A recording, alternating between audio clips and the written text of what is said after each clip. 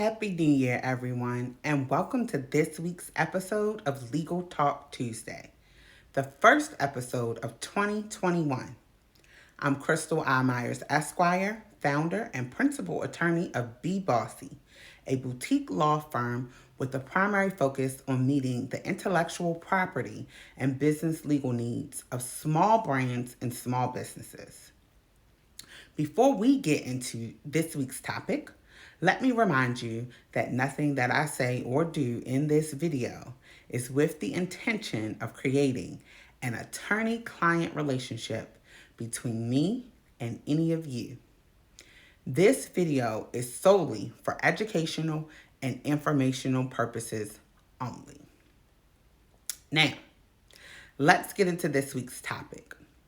This week, I am going to explain how you should approach a brand that you believe is infringing on your intellectual property rights in 5 simple steps. Step 1, make sure that you have standing to send a cease and desist letter. While you may have a common law trademark in a name or a logo or a tagline or a slogan, a registered trademark or a pending application for registration gives you the actual standing to defend your trademark. I am often asked, what is the benefit of registering a trademark? Well, this is it. The main benefit is you have the standing to defend your exclusive right to use a name in a specific way and prevent others from using that name in a way that infringes upon that right, i.e., in a way that would confuse customers.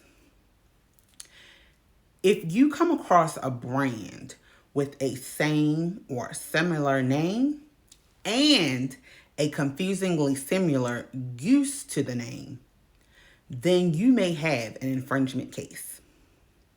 Step 2, research to confirm your suspicions and that you have a legitimate concern that the other brand is in fact infringing upon your right.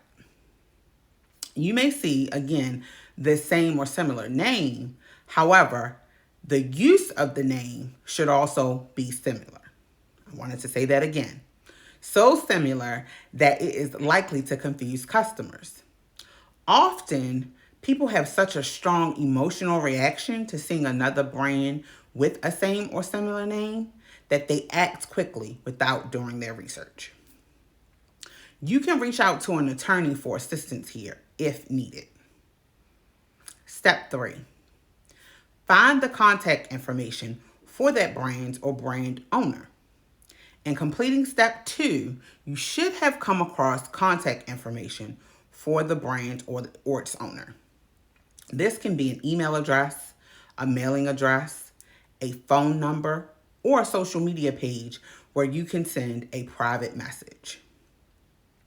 You will need to make initial contact with the brand through a reliable contact source, so this is important. Step 4, depending on the extent of the infringement, you may opt to send a courtesy notice to the other brand, notifying them of their infringement. This notice can come directly from you. It should identify the registered or applied for trademark that you have. It should put them on notice that they are infringing upon your rights and demand that they cease and desist immediately before you take further legal action.